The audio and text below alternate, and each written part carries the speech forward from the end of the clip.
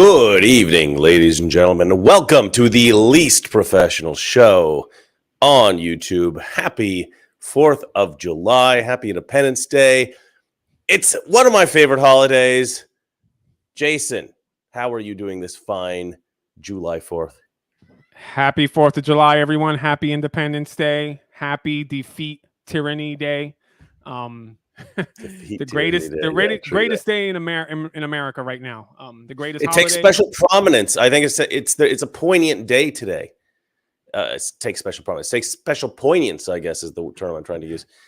Still trying to recover from that cold that I acquired last Monday, which was the first day of the cold. Now it's the third day of the cold. Apparently, according to Grok, colds tend to last at least 7 days. So 4 more days of suffering, I should be all right. Yeah, we're gonna have a little bit of fun today. I actually just wanted to start out not by doing a news story, not by checking in on Jason and his day and who he's texting on his iPhone there right in front of the camera, blatantly and obviously. No, I know who you're texting. iPhone, no. Oh, you don't have the iPhone? No, hell no. Okay. Yes, the Android is so much better. All right, so so I just want to start out by talking a little bit about Independence Day, the 4th of July, and our memories of this day, because how's Kurt, says Dame Frodo lives. Yeah, he's good. I sent him the link. I don't know. I think he's celebrating 4th of July. Look, I love this day. When I was a kid, we used to go to my grandmother's house for 4th of July. So all my cousins would come over. So it was the biggest day of the year for family, except maybe Christmas. And I think oftentimes even more than Christmas, because the different cousins, like the different aunts and uncles, sometimes they would do Christmas with their, with their spouse's family. And sometimes they would do it with our family. So it wasn't always 100% of the family. But it seemed like 4th of July seemed to be almost every year, 100% of the family would show up to 4th of July. And right outside my grandmother's house, they would have a massive fireworks display. And she lived in a relatively small town in Oregon. And so we'd go out to this small town in Oregon and we watched this fireworks display at, I think it was like 9 o'clock at night or something like that. And we would do all the oohs and ahs. And we used to name the different fireworks, different things, depending on, what they looked like as they would go off. And before that, like during the day, we would, of course, buy fireworks. We'd try to get the illegal ones. That was always the best fun.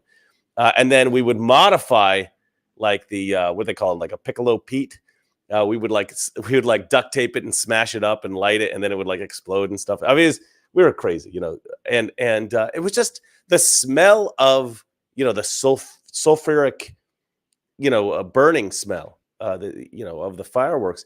It's just such an evocative, memorable thing. And we never really had barbecues. What we would do instead is we would have this sort of potluck type thing. Everybody bring a dish. My grandparents would cook, and we'd just have this big feast for 4th of July. And there was always a parade on the day. And so we would go and try to get candy. That was the thing. I always felt that the parade was quite boring.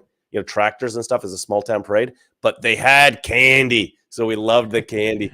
And just hanging out with my cousins and jumping on the skateboard or whatever we might be doing that year. It was just one of the most sort of wholesome. I mean, it was really like the most all-American thing. If you could imagine the 4th of July in, TV show from the early 60s or the 50s, that was my 4th of July. And so to me, the American 4th of July means family. It means food. It means fireworks, of course.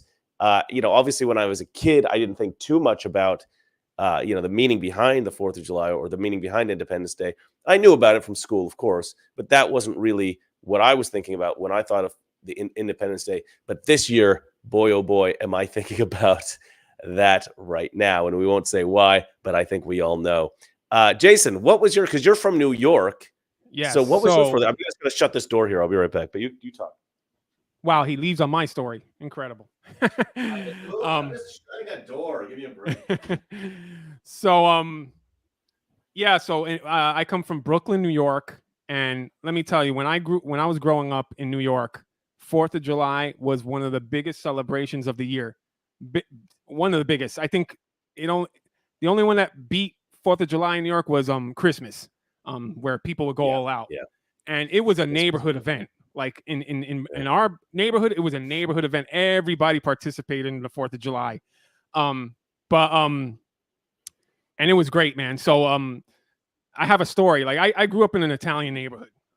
We grew up in an Italian neighborhood, and it was a neighborhood that was well established with certain people of the Italian culture, you know. So it's funny that Chris mentions is the illegal fireworks, because one time we were on a mission with my father to buy fireworks because it was illegal in New York. Of course, fireworks were illegal, and it was funny because he had a friend that said, "Oh, you got to buy the fireworks from so and so, whatever." So we went to there, and like a guy would run up to your car, and he would say, "Okay, what do you want?" So my dad's like, "Okay, I want this, want this, want this," and then the guy would run to another car, and then they'd come back with a box load of fireworks. Wow. And yeah, so we had all. Anthony Mark says he grew up in Brooklyn as well, and he says he's from a 100% Italian neighborhood. So yeah, so you guys have that in common. That's pretty cool. He can relate, and he knows what I'm talking about. So yeah, that's a cool kind of thing. We did the whole illegal firework thing, because man, like screw you, like we need fireworks on 4th of July, right? We're celebrating America, right? Come on, why are you making that illegal? Anyway, so I remember though when we were little kids during the 4th of July day, we would make a tube, like a tube with a pipe, and we would put the bottle rockets in it and just shoot it like bazookas. And then when finally when the celebration, when it would turn night, oh my God, the whole entire neighborhood would come out, and the whole entire neighborhood would have an arsenal of fireworks. There was no need to go anywhere. Our neighborhood went all out, and it was fireworks like crazy. You could go on the roof, and the sky was just lit with fireworks. It was the most amazing thing. And the next day, the street would be filled with nothing but paper. And we would go around looking for firecrackers and stuff that weren't used, like, and we would just start popping those.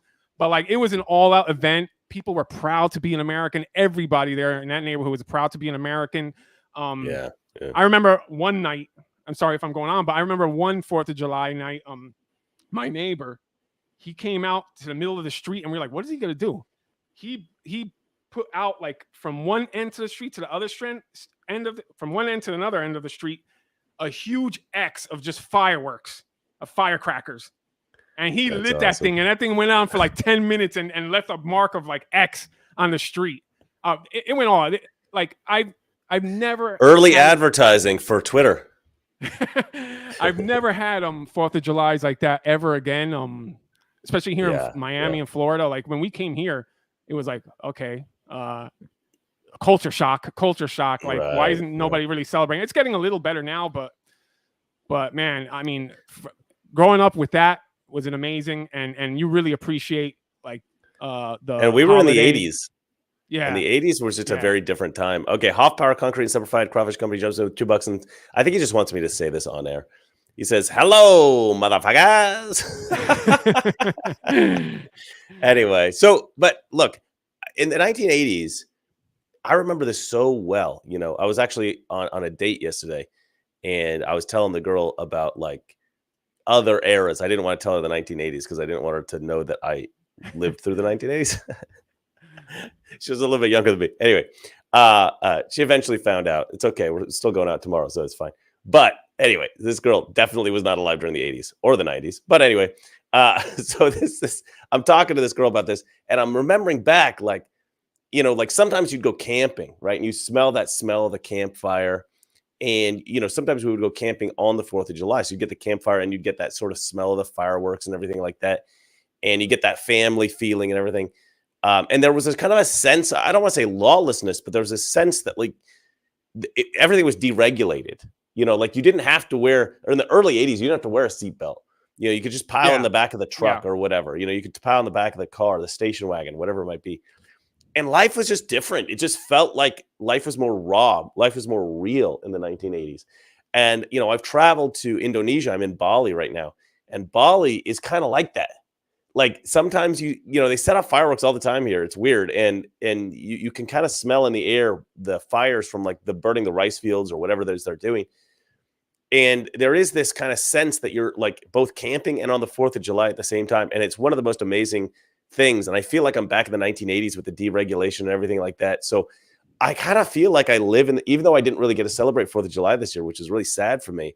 I do feel like I celebrate it every day. And actually, you know what's funny? I was riding my motorcycle down the street and I was like, I really want to wear an American flag here. Like, I really want to get some kind of shirt or something patriotic that, you know, make America great again. Something, you know, I don't know. I want to get something that says I'm an American. Like, I want a shirt like yours, you know, and it's difficult here in Bali to get stuff like that. But I'm going to go look for stuff like that because, or maybe I'll send it to myself. I don't know. But I want to show off that I'm an American. As the 4th of July was approaching, I was feeling more and more patriotic, more and more, you know, proud to be an American. All right, Curtis has jumped in. By the way, I made that shirt. Did you really? Oh, it's a beautiful shirt, man. I love it. Curtis jumps in with $100, KD5AYY. I still don't really know what that means, man. Thank you so much, Curtis. He's such a generous guy. He's an amazing guy. Again, this show is always subtitled The Curtis Show. Hi, Chris and Jason. He says, it's good to be here on this 4th of July or July 4th. If anyone is got to a fireworks show, please remember fireworks shows are not about seeing the beauty of the fireworks. That's true. They're about remembering the bombs bursting in air. That's absolutely right. It's symbolic. Our fireworks displays are symbolic of the bombs bursting in air. But let's be honest, it's also about the beauty of the fireworks, though. I mean, it's pretty cool. It's a little bit of both. A little bit of both. I don't think that it would continue on as the beautiful tradition it is if it wasn't also nice. But you know, he's 100% right. There is meaning to it, and yeah, we should remember the founding of this country and our freedoms that I think often have taken for granted and that we've lost quite a lot of. I hope when Trump gets into office, he deregulates even more than he did last time. You know, he said he was going to remove like the Department of Education, which I think he said something like that. Which I love that. I hope we can get rid of some of these departments altogether. Thank you so much again, Curtis. All right. So, you know what's interesting? We often talk about our own experiences as kids, and we have fond memories of our own childhood, and we talk about what 4th of July means to us. But there's another kind of an American who maybe doesn't have those memories from, you know, their youth. And we've got somebody on the show who can potentially explain to us what it feels like to enjoy the 4th of July for the very first time. And no, it is not somebody who is 1 years old. It is a newly what do you call it? A new citizen to America, a new citizen. This is Jason's sister-in-law. I'm not going to be able to pronounce her name, so Jason's going to have to do it. A beautiful, lovely woman from the Dominican Republic, I believe. Yes. Jason, why don't you introduce your sister-in-law? This is my sister-in-law. She's came here from the Dominican Republic. She's just became a new American citizen. First 4th of July she's celebrating. She's a I was really trying to set you up to say her name because I obviously can't. She's a wonderful woman. And her name is Danae. I call her Danae, you can for short. I call her sister. So yeah, and she's proud to be an American. She's so happy that she's able to celebrate 4th of July now. But enough for me to say it. All right. So without further ado, here is the lovely and wonderful, freshly minted citizen, Danae Vargas.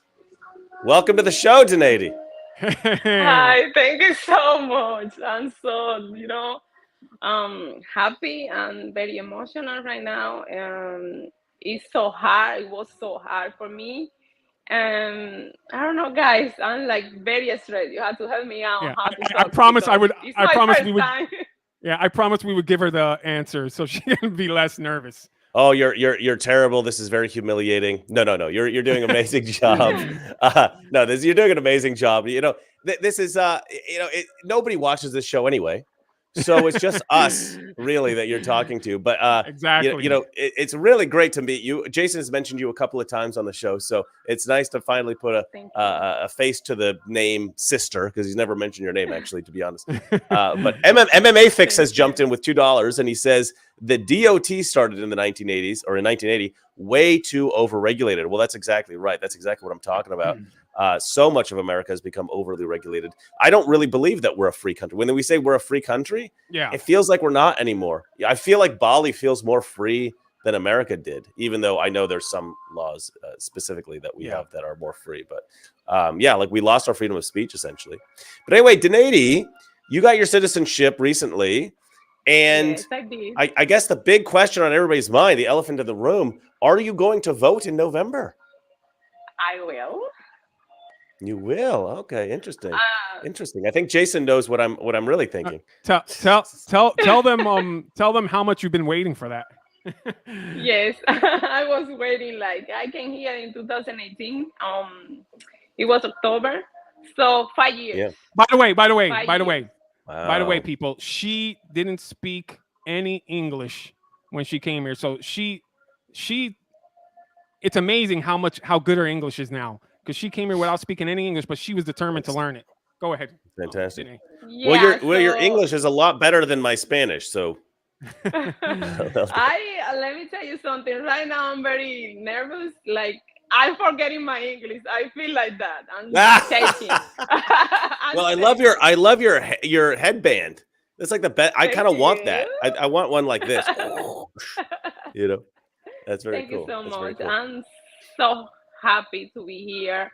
It was so hard for me to get here, and like I'm sometimes frustrated. I was talking to Jason because to came here was hard. It took me 8 years in my country to do everything right, and all the time they were asking for so many, let's say, paper backup to everything. And when I get here, like I say, I'm going to learn the language. Is the first thing that I'm going to do. I want to take the opportunity in the right way. Yes, I was like waiting to get to have 5 years here and then apply to my citizen. And when I applied to my citizen, 2 months later, I get my appointment. So I took a test. It was 100 questions. And that's yes, crazy. I passed the test, and I became a citizen. Yeah, and I'm ready to vote for Donald Trump.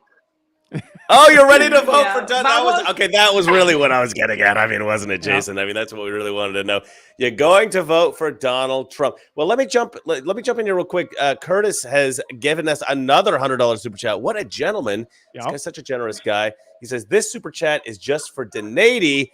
Welcome and congrats. Welcome. I'm gonna have to send Denady $100. Okay, that's awesome. I love that. I love that. Okay. If you guys want your comments in the super chat, obviously we all want to wish everybody out there a happy Independence Day. But I want to know, Denady, I want to know, why is it that you want to vote for that evil, racist, horrible man, Donald Trump? Why would you vote for that vicious, evil person that the media tells us is so racist and hates women and is going to destroy democracy? Why are you going to vote for him? I think he's not going to destroy the democracy. I think he's taking care of this country, because he wants to do everything in the right way. For me, I came from Dominican Republic and I did everything so hard. Like we spent money, we spent time. It was 8 years, guys. That took me 8 years. And I think now they just open the border and everybody can come, And for me, because I had 2 boys to go to the school, it was so hard. Like before they go into the school, they told me that they had to get so many vaccines that my children already had. So I came from DR. We say DR to Dominican Republic with, let's say, $5,000. And just to my children get vaccine, it was like $410 because each vaccine was $10. I'm never going to forget.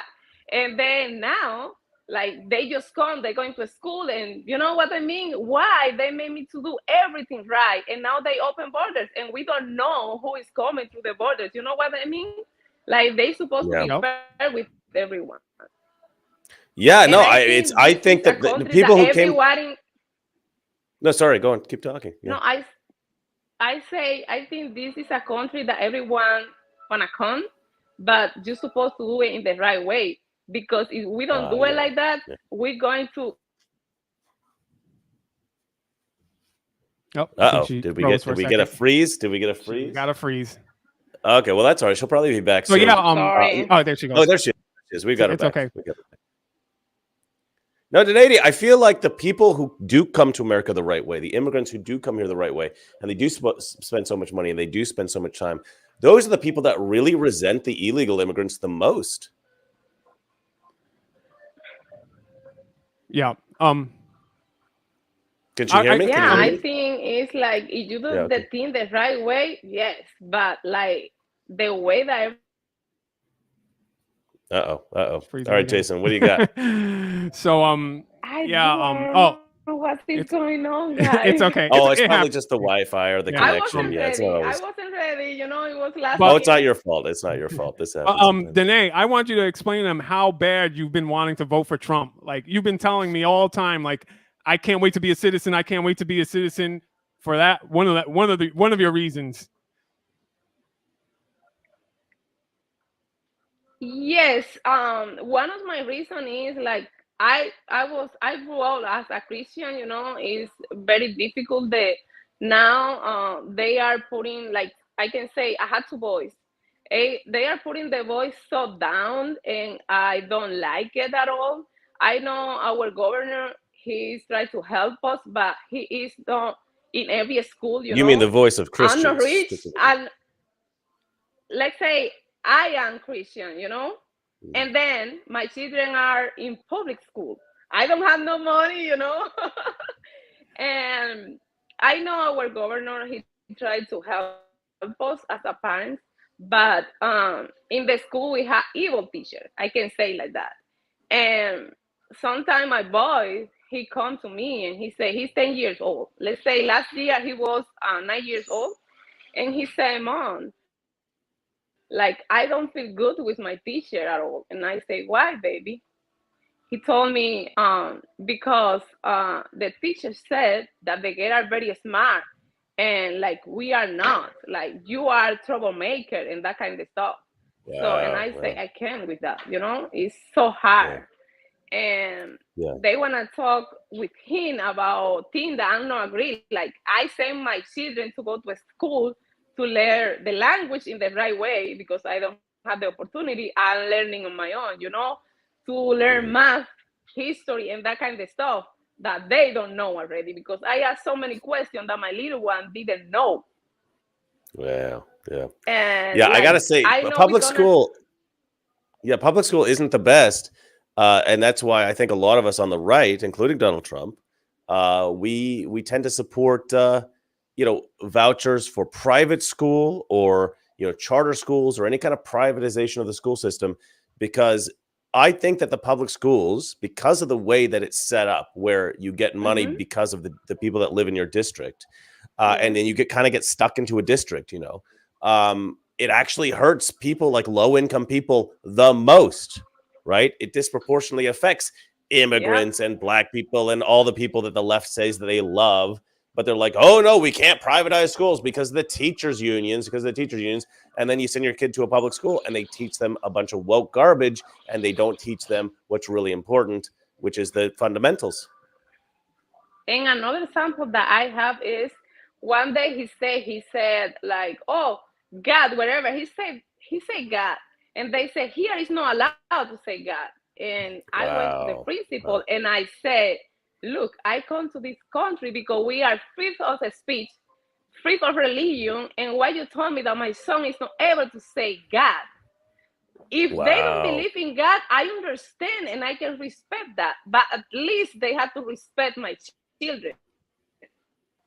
So, Donati, and I think yeah, you are it's a little wonderful. I hard. think that you're a better patriot than every Democrat voter out there. Let me just say that right Oh, now. I want to say one thing though. Danae, who gave you the hardest time here Yeah, in the United States? Mhm. a black person.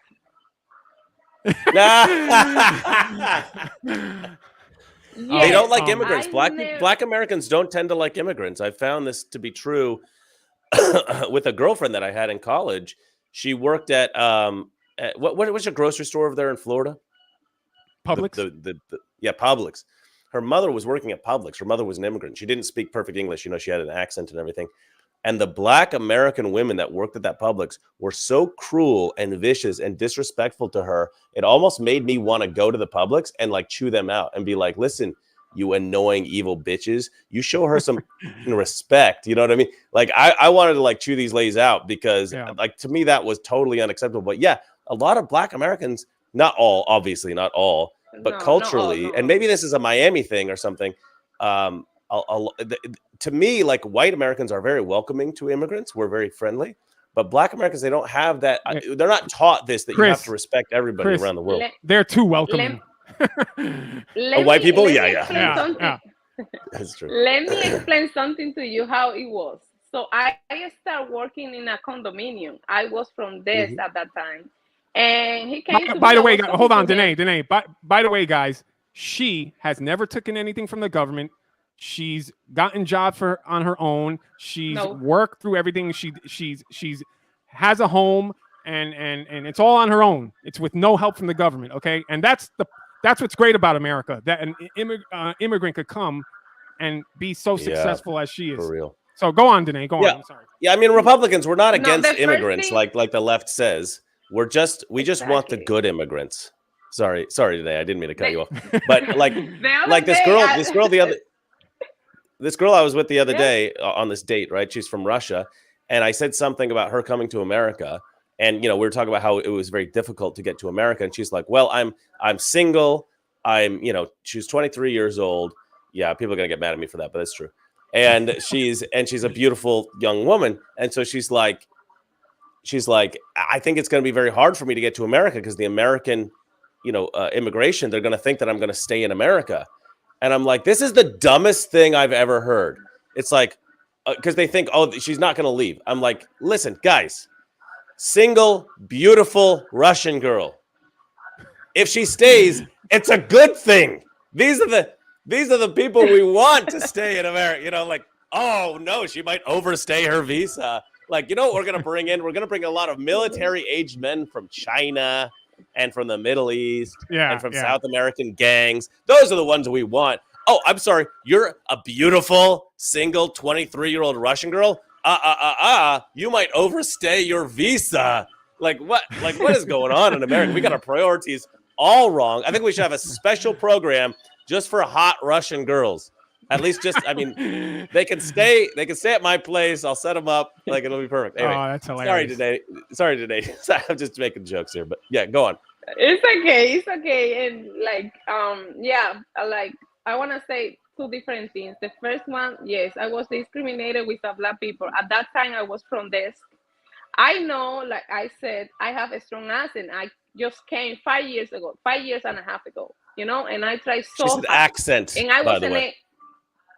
But I said I'm very proud of me because I'm able to have a conversation. That is everything I need. Yes, and I want to get better. Yes, that is one of my goals for this year.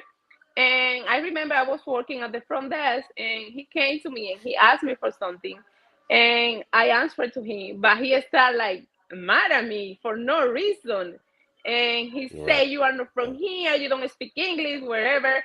And I say, yes, I'm not from here. I came like 1 year ago, and I'm learning the language, and I'm able to speak with you, and I'm doing whatever you need. Like, he want to visit someone, and I just have to call the person and let them know because he don't want to sign. He's supposed to sign in before to go up, but he just want to go up. I had to call before. And whatever, he was mad, and I say, okay, at least I speak English and Spanish. And you just English, I try so hard. So you've had this one problem with one Black American man. You must have experienced a lot of racism, according to CNN and MSNBC and Democrats in Washington D.C. You must have experienced just a lot of systemic racism from white people in America. Tell us about all those experiences where all the white people have been so cruel to you and hated you and called you the N-word and been unwelcoming. Tell us those experiences. Tell us about those experiences. No, with the white people, everything was different. Like, they treat me very well. I remember I was working at the front desk, and They see me every day and they say, "Oh, Dina, you grow so much. You are learning so fast. We are so proud of you. You can do it. Go ahead." Like they support me all the time. And they say you have to practice and when they know I have problems to words like to pronunciation, I had difficult like with how was Jason, I was always asking you for that word. I forget the word right now. But they always help me out. Like always. They be That's patient with amazing. me. That's amazing. They was like Yeah. with them everything was fine. Never, never. They say they love my color, my hair. Like, yeah, like Right. never, never. They actually when there was issues with her in her job, like some stupid issue that would happen, they would always defend her. They were actually like support her Exactly. and defend her. That's how good Yeah. they were to her. More Yeah. examples of the evil, extreme MAGA Republicans that Joe Biden keeps warning us about. Pretty unbelievable stuff. Well, thank you, Donati. You guys had a lovely 4th of July. You had a lovely Independence Day from what I've heard. Tell us about that. What'd you guys do? Much. Danae? Well, her husband made a great barbecue. We had, Sorry, go it ahead, was Danae. like There's a bit of a delay here, obviously. so we were eating American food today. We were so happy. Jason and my sister, they was here with my nephew, my mom. So yeah, we having fun, but Jason had to go. And Yeah, to do the show. Yeah, You know, I having tore fun. him away from Exactly. Yeah, Oh, that's everybody in awesome. the This chat. time I feel Everybody in the different. chat. I did this. Oh, no, I was gonna say everybody in the chat. You took me away from my lovely wife and my sister there. So now you know what I'm missing out on. But no, I love doing the show. So no, I love being with you guys. Well, Donati, you're just an absolutely charming, beautiful, amazing woman, and we're so happy to have you in America. You're the kind of immigrant that we want, and what I mean by that is a Trump supporter. So that's kind of a joke. That's kind of a joke. Just lovely, awesome, good 100%. Christian people with good traditional values, and we welcome you with open arms. We think you're an amazing person, and thank you so much for doing the show. Thank you guys for the opportunity. I hope to see you soon. And I always that you are in the program, watching the program. And I'm very happy with you and learning so much from you. Oh, I didn't know that you guys. watched the show. That's great. And any last words for Trump? Donald Trump 2024. Donald Trump 2024. We'll see if we get you a meeting with him one of these days. All right. Well, it was amazing having you. I know you were nervous to come on the show. I don't think anybody would deny that you were fantastic. So thank you so much for coming on. Happy Independence Day. Happy 4th of July. And we're very lucky to have you. Okay. All right. Bye-bye today. Bye-bye. Oh, she's great. Yeah. What a cool family that you have. Oh, thanks. And yeah. I kind of cut off her goodbye a little bit early. Yeah, one day we have to have my wife on too, but well, yeah, that's, for sure. That's in a while. Yeah, for sure. Okay, let's see here. Stephen Rhodes has jumped in. He says public schools are entry-level indoctrination camps, which is why vouchers are so important. 1 billion%. Thank you so much, Stephen Rhodes, for supporting my position on that. I just it's a very important issue for me, actually, because I felt like when I was at school, I mean, it's going to sound obviously a little bit arrogant, but I always felt like I was a little bit too smart for my school. It's felt like I was always not that interested in school because, school sort of caters to the middle, and the people who are a bit slow kind of get left behind, and the people who are a little bit too advanced are more or less ignored. They're just not. We just don't have the stimulation to be able to excel properly. So I was kind of, I don't know, I kind of had do a little bit of my own sort of independent study kind of situation. And I was able to sort of find what I kind of wanted to do in life. And then I failed at it miserably. And so now I do this. But yeah, I think if I had gone to a little bit of a better school, maybe I wouldn't have this show, but I'd be an engineer or something. I don't know what I would have done, but who knows? But maybe I'd be president already. Well, I mean, hopefully, we want Trump, right? But maybe next time. All right, Stephen Rhodes, thank you so much. I agree with you 100%. MMA Fix jumps in. Oh, sorry. This is Dame Frodo Lives before MMA Fix. Dame Frodo Lives, who we had on the show yesterday and who was also amazing. Or not yesterday, on Monday. And she says, "This is touching my heart on our Independence Day. Welcome to the USA." Yep, that was for Zanady. Sorry, I didn't bring that in when she was on the show, but I'm sure she's watching now. Yeah, I mean, it really is a heartwarming thing, right? To see one of the immigrants that we actually want. You know what I mean? That was actually quite cool. MMA Fix, $2, says, "Kurt looks so different than before. Hair plugs?" I can't wait to have you on the show, brother. MMA Fix is jumping on the show, I think on the 8th or something like that. I don't know. We're working it out over email. All right. Jason, do we want to keep talking about 4th of July, or do we want to move on to the news? I think it's about time for the news, right? Yeah. Let's move on to the news. Okay. So hold on one second before we get this playing. I can't play the audio on this because it's USA by Bruce Springsteen. And that will definitely get the show demonetized because you can't have any of that kind of copyright stuff. So let me go ahead and share the screen. I don't know, Jason, even if you saw this. Bruce Springsteen? Nope, I don't think so. This is Zuckerberg, and dude's posting their wins, writes, "Is this cringe or based?" Zuckerberg holding it up. Yeah, I saw that. Here while wakeboard. Go ahead and play that. He's doing a pretty good job. Obviously, he's been practicing with the wakeboarding or wake surfing, or whatever you want to call this. The American flag thing's good. Yeah, style talks. I'm a fan of that. I'm not really a fan of the dude, but I gotta admit, I kind of like that. It's kind of cool. I don't think it's cringe. The reason I think people think it's cringe is because they know how Zuckerberg acts like normally. So this is obviously sort of a little bit artificial, it seems like, because it's not in keeping with the character that we know and maybe don't love so much. I mean, but it's cringe because him giving like, what was it, $400 million in that election time, and like he's really destroying America. Right. And then it seems a little disingenuous for him to now be presenting himself as this all-American guy. But remember, that's so hardcore.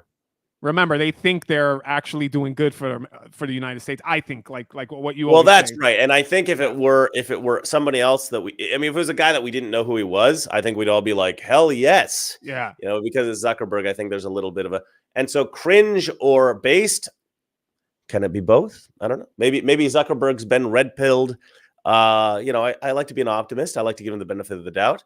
Do I really believe that? No, but. But I hope maybe.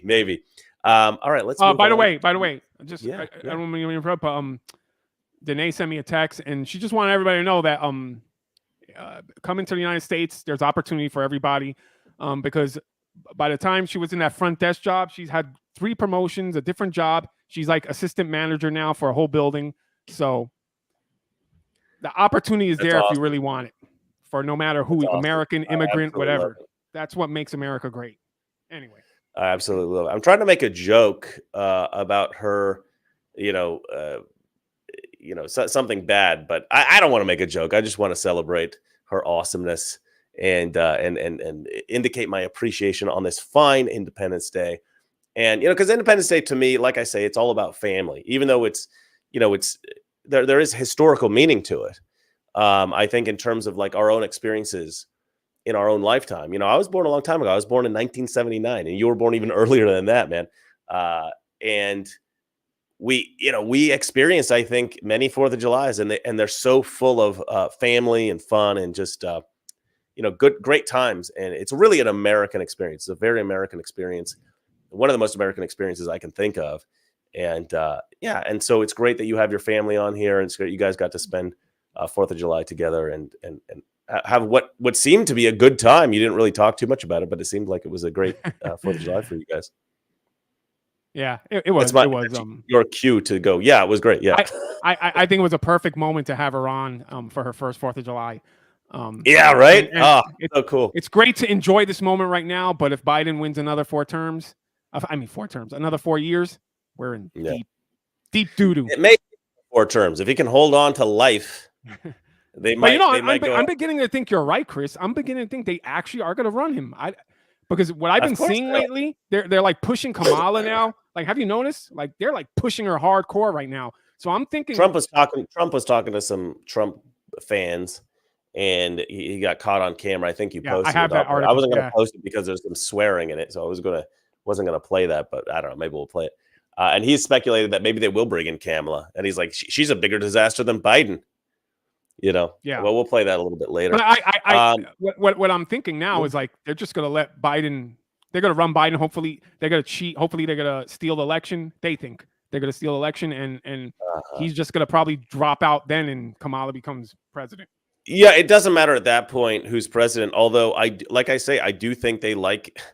I think that they would prefer to have a actually physical vegetable in the, like a rutabaga. I think they would love to have a rutabaga sitting in the Oval Office, and they just move the rutabaga around, and they have these like wobbly arms and they make it sign things. They don't isn't a real person to be president. They want somebody they can control completely. Biden's Kamala's perfect. I think she's pretty much a vegetable and not a real person. So. No, yeah, you might be right. You might be right, but I think at this point Biden is a sort of known asset. They know they can make him do whatever they want. Maybe Kamala's a little bit more unpredictable. All right, this is one of my favorite things that I've seen this week. This is one of them. This is pretty unbelievable. This is from Wesley Hunt. I believe he's a congressman. Anyway, and he's written, "This is how President Trump handled terrorists. It's why his last 18 months, we didn't lose a single American soldier in Afghanistan. President Trump kept America safe because he made our enemies fear us." This is one of the most amazing stories I've ever heard. This is true leadership. This is how you deal with terrorists. Let's give this a watch. I'll give you my favorite President Trump story. This is my number one favorite of all time. When we were negotiating with the Taliban, while President Trump was still the president, President Trump wanted to get out of Afghanistan, but he wanted a conditions-based withdrawal. Meaning that you do what we tell you to do, and then we will start pulling troops back slowly as long as you abide by our rules. It's President Trump and Mike Pompeo, and they are talking to Taliban leadership in the room, and they had one translator in the room. President Trump looked at the Taliban leader and said this: "I want to leave Afghanistan, but it's going to be a conditions-based withdrawal." And translator translated. And he said, "If you harm a hair on a single American, I'm going to kill you." And the translator goes, and Trump goes, "Tell him." Yes. Tell him what I said. Tell him what I said. Reached in his pocket, pulled out a satellite photo of the leader of the Taliban's home and handed it to him. Shut up. Wow. Got up and walked out the room. Sure did. Do you know for 18 months, not a single American was killed in Afghanistan? Sure did. That's the definition of strength. That's what I'm talking about. And so you could imagine that kind of sentiment being around the world. If we have an embassy in another country, no one's going to touch it because they're going to be fearful that they'll get a Moab on their head. That's how President Trump rolls. How cool is that?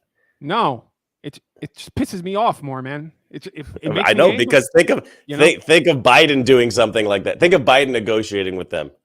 It just angers me, man. Like what we lost these past 4 years, I know. I mean, I know. What a great country it was so good under Trump, and people. This just shows how good it was under Trump. To such a degree, like people don't understand. You know what I mean? Like we know what Trump did. The effects of Trump's presidency. We understand that, but we don't necessarily know what goes on behind the scenes. I remember at NATO. The Democrats always go, "Oh, Trump's threatening to pull out of NATO. What a bad person he is. We love NATO. I don't understand why you would do that, Donald Trump. Do you love Russia? Is Putin pulling your strings? Oh my gosh." No, you idiots. Okay. Pay attention to what he said about NATO. He said, "We always pay our fair share. America pays for NATO, but no other NATO country does. They always say, oh, we commit to this amount of money, and then they never pay it." So Trump goes in, he says, "Look, this is BS. If we're paying our fair share, you guys got to pay your fair share." Because it's BS that the American people are paying for the protection of Europe. Yep. Right? We'll pay for you if you pay for yourself. If not, we're pulling out of NATO. And what happened? They all went, "Okay, we'll pay. We'll pay. We'll pay."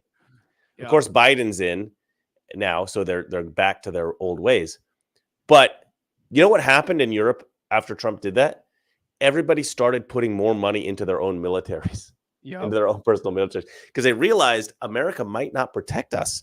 And that's a really great incentive, because there's so much about Europe where they just rely on America to police the world. They're like, "Oh, America will save us. It'll be fine." And Trump's and out that's there why, going, "Why don't you guys contribute to this a little bit?" You know? and that's what's helping out their economies. You know, that's why I would laugh when people be like, "Oh, Europe's such a great economy." Yeah, because they don't have a military. Exactly. They, Exactly. They we're the just ones fronting the bill for all that. And that's one of the Oh. most expensive things that a country can deal with is military. There's so much. We subsidize a lot of their cheap medicine and stuff like that with our more expensive medicine here in America. There's so many things that we pay for that Europe gets to sort of like ride our coattails on, and they benefit from. Yeah, they benefit from so much that America pays for. It's ridiculous. I mean, I know that Europeans do pay a lot in taxes as citizens, and I think that's awful. And they get these like luxurious social programs. And sometimes they can get away with that because they have monocultures. They don't tend to be as multicultural as America is. And so, but also, and the thing is, having a monoculture isn't the only thing. A lot of people will say that because they're like, it's a race thing. But I think you do actually have to have a culture with a strong work ethic in order to have good social programs. And you have to have a culture where people are ashamed of taking money from the government. There's some cultures where they're not ashamed. I know we're kind of going off in the weeds here, but there's some cultures that are not ashamed of taking money from the government. In fact, they think you're stupid if you don't. And so they will defraud the government just to get that money. And there's other cultures that'll go, no. That's embarrassing to take money from the government. I would never do that. I'm going to have a job. I'm going to work hard. I'm going to make something of myself. And like a lot of the Scandinavian countries are like that. A lot of the Northern European countries are like that, where they're just not going to take money from the government. But then you bring in all these immigrants that they're from a culture where they want to take money from the government, and now it's unsustainable, right? So anyway, that's sort of like a tangent. But yeah, Europe definitely benefits from America being as successful as we are, protecting the world. And I think Trump is such a good negotiator. He's able to sort of set things up in such a way where America is benefiting a little bit from the other countries as well. He makes it a little bit more symbiotic, as opposed to just like a what do you call a leech? What do you call a leech? Like something that bloodsucker? No, you know what I mean. Like you call something a leech. that lives off of parasite. Thank you, parasite. Yeah. The parasitic relationship. We have a parasitic relationship, and we want more of a symbiotic relationship. Yeah. It's funny that I remember the more difficult term symbiotic as the easy term parasitic. Exactly. Yeah. I'm like that. I mention this all the time. Like at Subway, I used to get Subway fairly frequently when I lived in LA. And I always forgot the word spinach. Like, who forgets the word spinach? Like, I grew up with Popeye, and I'd point to the spinach and I'd be like, that. I'd always have a Joe Biden moment every time I don't know. Sometimes you just forget a word, For me, it was spinach. Yeah. I don't know why I always forgot that. And that happens to me more. Yeah, that happens to me more often than I like. I know. And it always happened. Even when I was like 20, it still would happen. For some reason, it always happens on this show. Right. Well, the camera makes it worse, I think. But Parasite, how can I forget Parasite? Anyway, that's kind of embarrassing. But I see one of the other things that I love about Trump, like, if anything, there's those are the things that I really love that he actually did, like that whole thing with NATO. It was amazing. Finally, somebody and getting out of the Paris Accords deal, whatever that crap was. Yeah, so smart. Which is a con anyway. The Paris Accords are a con anyway. So those things were like so great. What him just doing that alone right there and bringing out the swamp was. Exposing the swamp. That's all I needed. Look, a lot of Democrats will say, "How are you going to do that, Trump?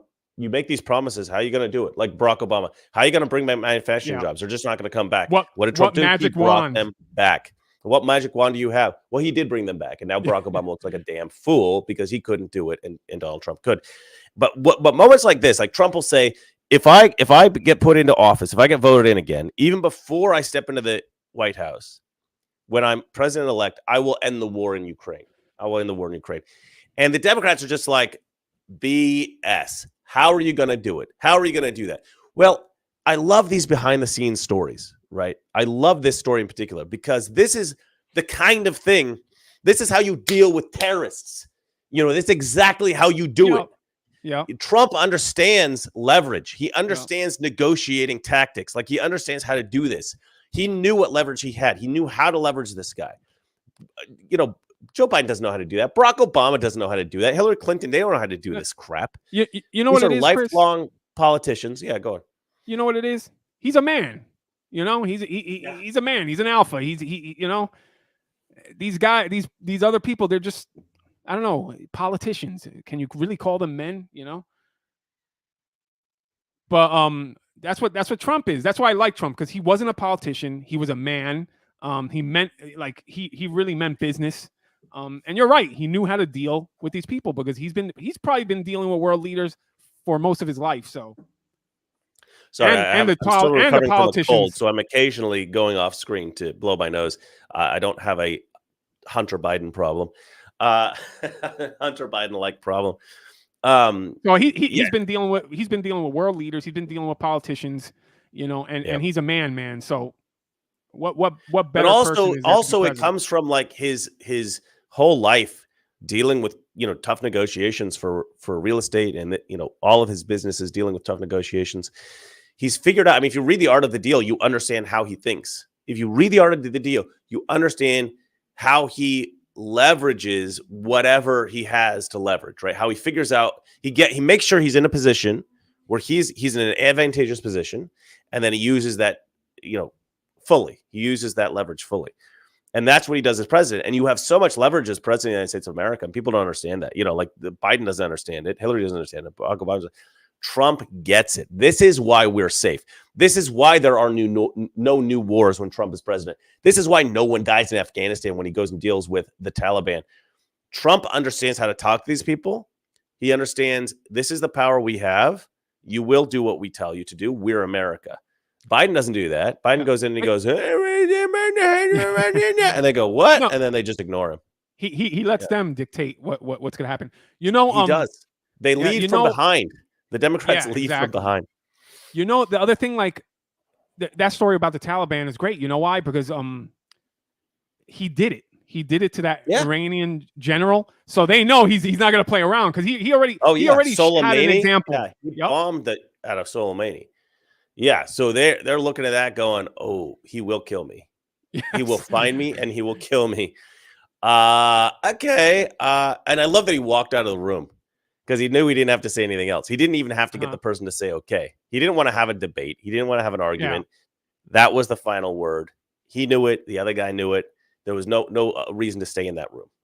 So, like, walking out of that room is such a boss move. I mean, that's such a beautiful negotiating tactic. Like, I mean, if you want to know how to negotiate, just read Trump's book, read about these things. Like, just study Trump, man. He's a master negotiator, and that's what we need as president of the United States of America. And what a beautiful story to hear on the 4th of July, on Independence Day. Not starting a war, but preventing any kind of violence just by a show of strength. Yep. Absolutely perfect.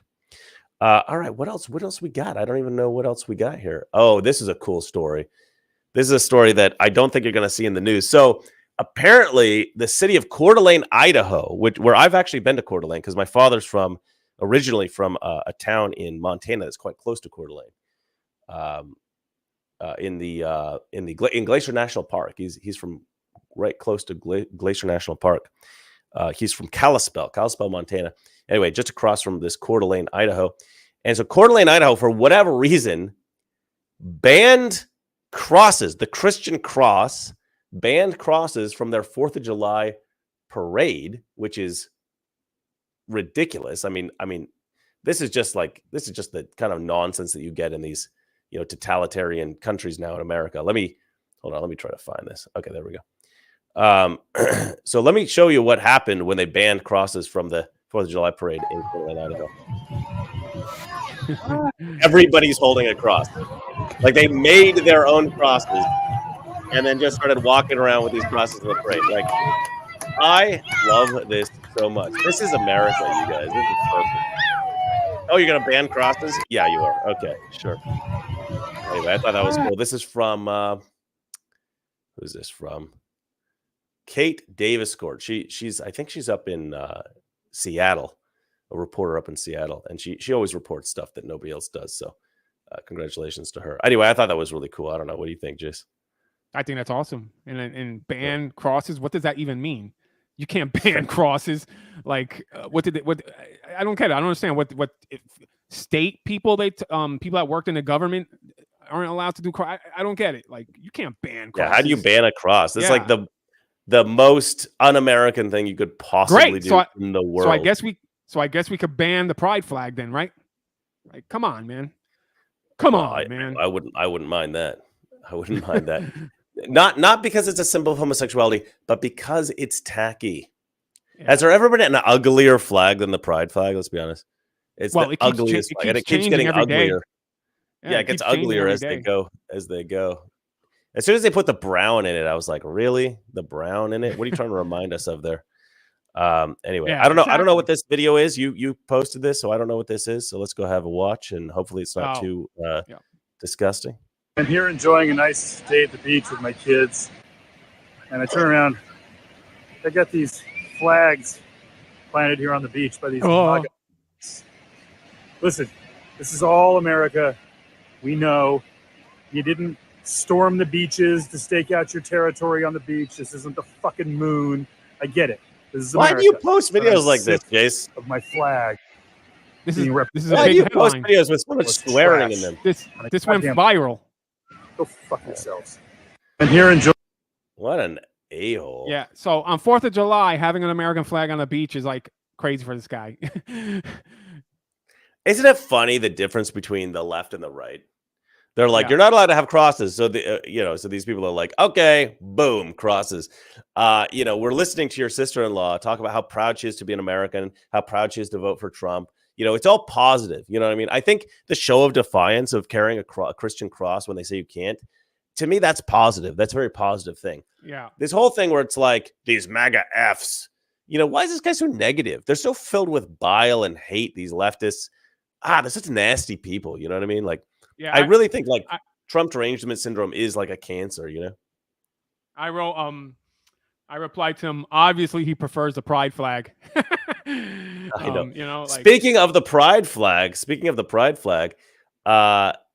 libs of TikTok actually called out not Trump, obviously Trump's cool, called out the Biden White House, the Biden administration for, I believe that it's their Twitter page. Yeah. Their Twitter page on the 4th of July, on Independence Day, had nothing about Independence Day, had nothing about the 4th of July. They still had the Pride banner up from June, which is Pride Month, apparently. So they still had this Happy Pride Month thing up. It was the 4th of July. So libs of TikTok, they posted this picture, and they were like, what the hell? What are you guys doing? This is the president of the United States. Okay, so it's President Biden, specifically his Twitter, his X account. And they say, this is the president of the United States' X banner on the 4th of July. So then, like an hour later, whatever it is, they changed it. Of course. After libs of TikTok called them out for being unpatriotic pieces of garbage, they're like, "Oh crap, get a graphic designer in here ASAP," and they flipped it out. So like, it's nice that they actually did something, but she says less than 2 hours later. Well, Chris, I have something to tell you. We're still in Pride Month. Okay. July is Pride Month every month. What are you saying? July is Disabilities Pride Month. So technically, is it? we are. Yes, we are still in a Pride Month. So we got 2 Pride months now. Yeah. Okay. They should just Pride year. That's all it should be for now. Don't all LGBTQ people have some kind of a disability, physical or mental or otherwise? Exactly. Let's see here. What else we got going on? All right, we got that thing. We're running out of stuff. All right, let's see here. Oh, this is something else you posted, which I haven't read yet because I was kind of rushing this morning. So let's have a look at this. This will be from Breitbart.com. They've written 4th of July barbecue meal is up $11.72 since Biden White House bragged that the price dropped 16 cents in 2021. Really? $11.72 seems actually quite a lot of money to have increased. It's wild. So remember they were bragging that time that he lowered the prices of for 4th of July, which was a lie. Yeah, here it went down 16 cents. Yeah. And that's hilarious. And now it's went up almost $12. I mean, that is wild. That is wild. But what's funny about this, but this community note is it's there's a typo in it. This should say food prices, but this is from 2021. It should say food prices, but even with a typo, this community note stayed because it was right. Even with the typo. But yeah, apparently it's up. Okay, let's see here. It will cost $71.22 to host a cookout for 10 guests. That actually seems like a very low. Still, I don't know what they're doing. Where is that? Hamburgers or what? I don't know. Yeah, where $10. that is. Like 10 people, 72. That's like $7 a person. That's fantastic. Man, he over here it's like that would be like $300 for 10 people. Well, that's what I'm saying. Yeah, that seems wrong, but I guess it depends on where you are. Like if you're in the middle of America, probably food prices are cheaper or something like that. Maybe you're just buying hamburger meat instead of steaks or whatever some people get. All right, we got a super chat here. Let's have a look. This is from Stephen Rose again. $5. Thank you, Stephen. Right, straight Pride Month should be a permanent thing. Yeah. Guys, they always say like every month is straight white male month. If only that were true. If only that were true. That would be such a great world we would live in. Maybe we could continue to build Western civilization instead of destroying it. Not lefty straight white male month, just conservative straight white male month. Alpha male month. Let's do alpha male month. How do we do alpha male month? How do we make that happen? I love that. You got to become president. Done. I will run for president, and that will be my only issue. We're gonna make a alpha male month. Half Power Concrete and Semper 5 Crawfish Company says, I can't feed myself for $71. Yeah. No, it's truth. Yeah, I'll spend on like a normal day, I'll spend at least $30 or $40 on food.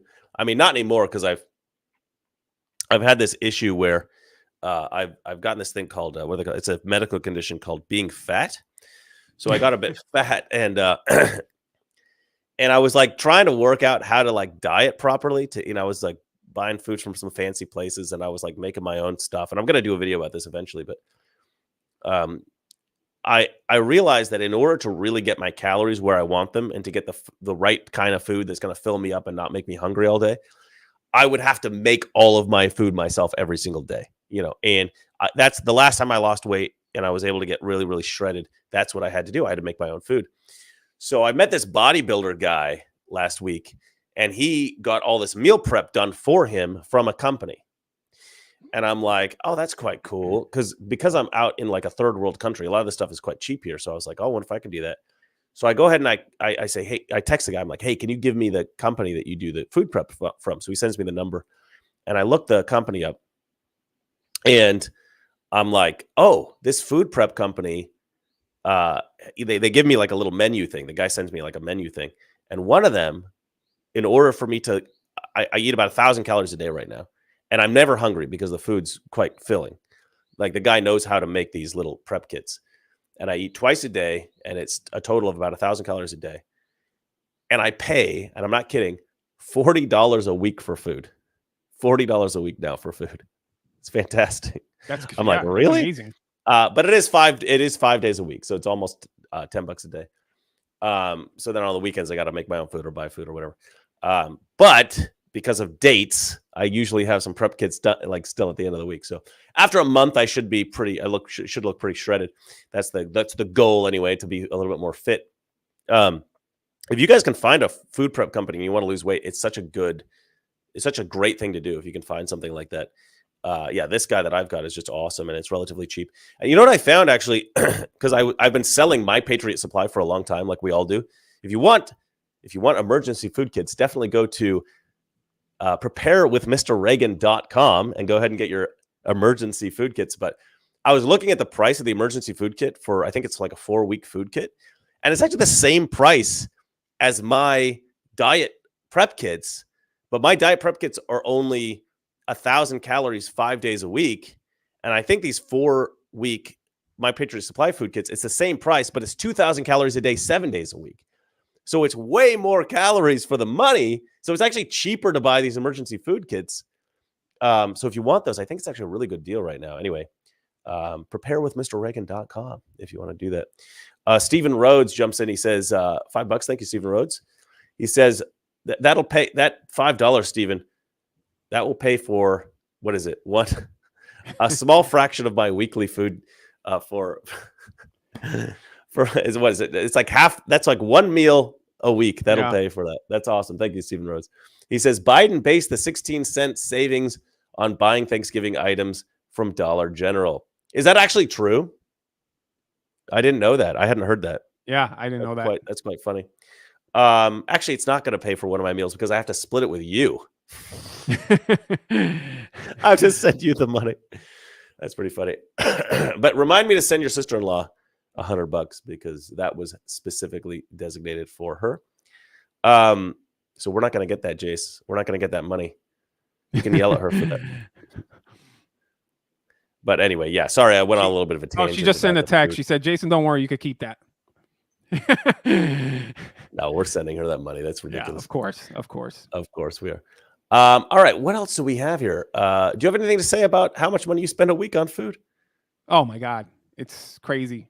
You got a little boy now, so yeah, I go to. It's you know what's surprising? Don't let people tell you this, okay, everyone. Having a child is not that expensive than you think.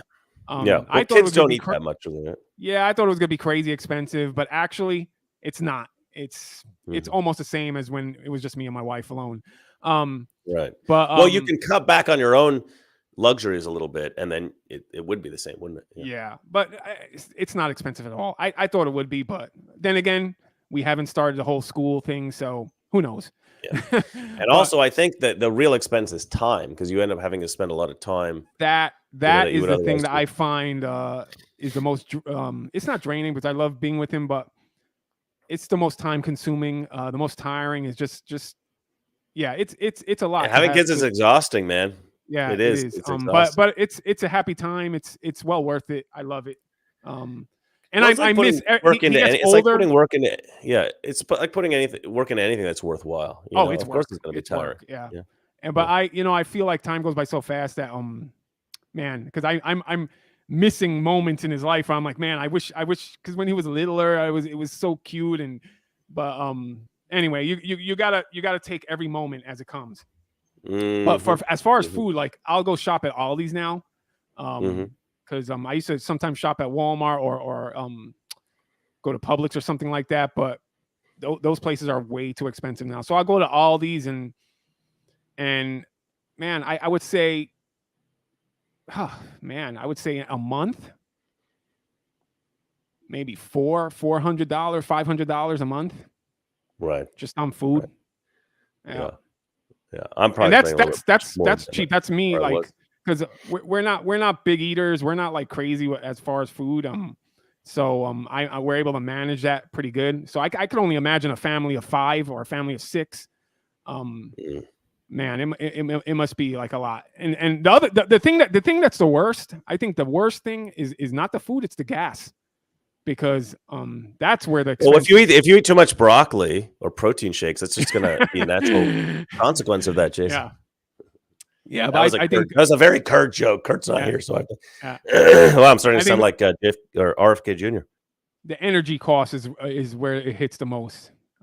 Is that true? The gas. Well, the thing is, because I ride a motorcycle and I'm out here in like Southeast Asia, I can fill up for like, I think something like $6. And I'll ride that bike for like maybe 4 or 5 days or a week until I have to fill up again. So yeah, I spend like maybe $12 a week at most on gas. So I'm kind of lucky. That's the trick, Jason. Get a motorcycle. You'll be good to go. Yeah. No, my car's a gas guzzler. I have a Durango, and man, that thing is a. You know what they do in Indonesia is that. If you have a child, they ride scooters all the time. I have a motorcycle because, I'm an American. I got to look cool. Jason mocks me and says, I don't know. I think you do ride a scooter. It's not true. I ride a motorcycle. It's a moped. People don't believe him. It's a moped. But it did break the other day. I had this one because it's like a cheap, crappy bike. I don't even know the brand. It's called like TVS or something like that. I've never even heard of it till I came here, and I rented it from this company this girl recommended, and it was relatively inexpensive. So I grabbed this bike, and it looks good. It looks kind of like a Triumph or something. but the first one like broke. Like I can ride it okay, but it accelerates so slowly now. It's like, and especially uphill, it barely moves. And I'm like, okay, this is a problem. So I called them. I'm like, can you fix this? They couldn't fix it, so they brought me a replacement. And this was like a brand new bike, and it's broken in the same way now. It doesn't accelerate very well. So I'm like, you guys got, they're supposed to come here. Oh, okay, I got 2 hours, so we're good. They're going to take it away, try to fix it. If they can't, I'm just going to go with another company, get another bike, because I can't keep riding things that are breaking, especially here. You got to be quick. You got to be able to like weave in and out of traffic. And if you're hitting the gas and you're not getting anywhere, you're going to die. So we got another super chat here. Stephen Rhodes again, $5. Thank you so much. My grocery bill per month is about $95 a month. Wow. How do you get it down to $95? Are you living alone? What's going on here? Courtesy of Calazuela-based grocery store chain known as Grocery Outlet. Oh, Grocery Outlet. Yeah. Rainbow Foods Grocery Outlet. So we used to go to the Grocery Outlet. We used to call it Canned Food Warehouse. They used to call it Canned Food Warehouse where we were from in Oregon. We used to go to Canned Food Warehouse. I would say, I don't know, maybe once every couple of weeks, my mom would send us. It used to be only canned foods. Actually, it was like the canned food that would get dented in the stores, and so they would sort of like send it to this company because they didn't want to sell this dented up, stuff. And so if you want the dented up beans or whatever, you could go to this store and you can get all the canned food from there. So like once every couple of weeks, we'd go to this grocery store. Everything was super cheap because we were quite poor. When I was like growing up, we actually had very, very little money. And because my parents were kind of, they made some good money. I mean, my mother was a dental hygienist, and my father, he was a carpet, he would install carpet, right? So they had decent money, but they were saving every penny because they were trying to buy a house and they were trying to like invest their money. So all my clothes were like from Goodwill, and like our food was from Canned Food Warehouse, which is now Grocery Outlet. And my, everything was just, bottom of the barrel. Like I see Mexicans posting things like, oh, if your life was like this, you definitely grew up Mexican. And I'm like, nope. Yeah. I'm very white. We're just broke, No, we weren't broke, but my parents were just very, very stingy. My mom's half Scottish, so that's probably what it is. They were smart though. Like the traditional family, that's how they were. Yeah. They would save and now my parents have a ton of money and life is really good for them. Like, my father's business. My father started a business when I was like a very small boy, and I watched him build that business into like an empire. And that was just an amazing education for me. It's part of the reason that I'm so passionate about politics is like everybody's like against business owners and their boss and everything like that. And my father was such a good boss, and he was so generous with his staff and with his the factory workers and everything like that. And I just saw this is what a good man does. You start a business and you provide a place where people can actually make money and support their family and everything like that. It was such a good business as well. And so that's what I grew up seeing. And so I always wanted to do, create my own empire in a way. My brother's taken over the family business and he does a great job. Obviously my dad, still runs the business to some degree. He's sort of half retired, much to my brother's frustration sometimes. That's the other thing. Like that generation, they never want to like retire. They always want to work. Well, it's my father. My father built the business from nothing. So it's hard for him to just like let it go. And also there's some things that nobody can really do as well as him. And my brother will admit this. He's like, there's some things that, you work there for, 45 years or whatever it might be.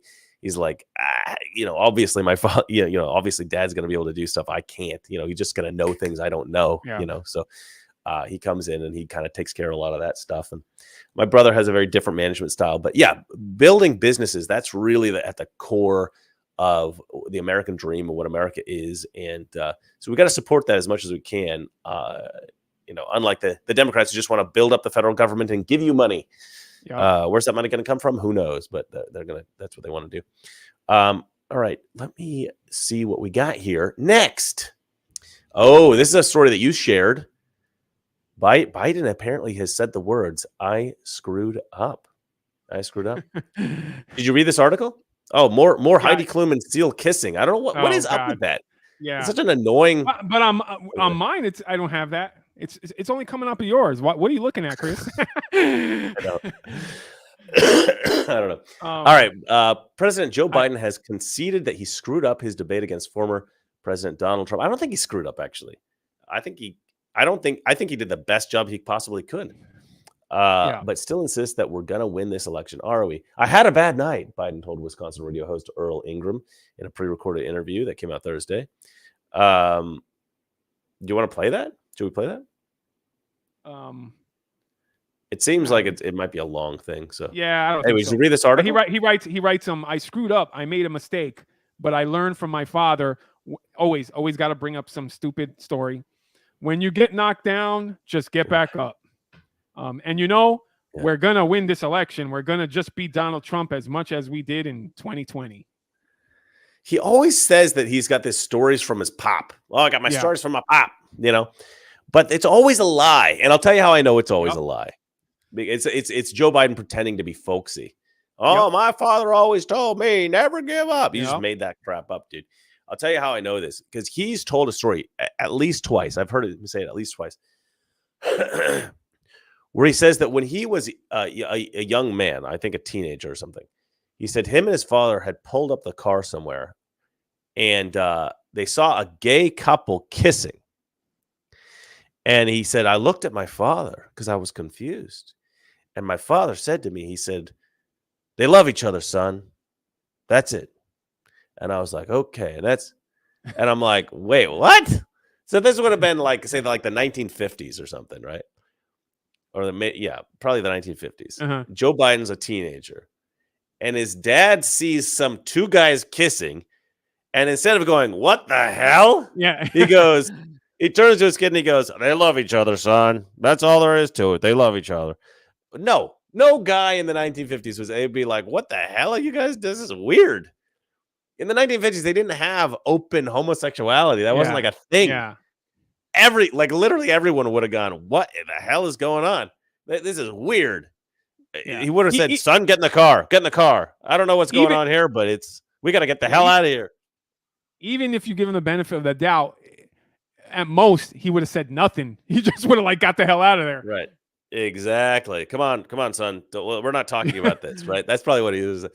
But Biden's like, they love each other. Oh, F off. Nobody said that. He says that to pretend to be some kind of ally to the LGBT. So I know all of his stories are BS. And of course, he makes up stuff. Like he constantly says, I marched in the civil rights movement. No, you didn't. That was there was actually a segment. I've got it on my computer. I often put it in my videos to show how ridiculous Joe Biden is. Jake Tapper even did a segment where he was like, apparently this is something that Joe Biden has said many times. And I have recordings of Joe Biden saying he marched in the civil rights movement, And he said, this is not true. He never marched in the civil rights movement. Even his staff admits, and they try to say something like, well, he was marching with them in spirit. Yeah. That's what they'll say. Joe Biden is so weird about how he panders and how he lies to try to make himself seem relatable and cool and everything. But Chris, Trump lies all the time. Right. Trump's the liar. The thing, right? Trump's the liar. All right. So you want to play the leaked video of Donald Trump that the left seems to be thinking is somehow going to ruin Donald Trump? Because apparently Donald Trump posted this himself. He posted the leaked video himself, which is pretty funny. Yeah. I think this video is great. I think it helps him out. When I saw it, I was like, right on. I think I even posted that. This is what I love about him.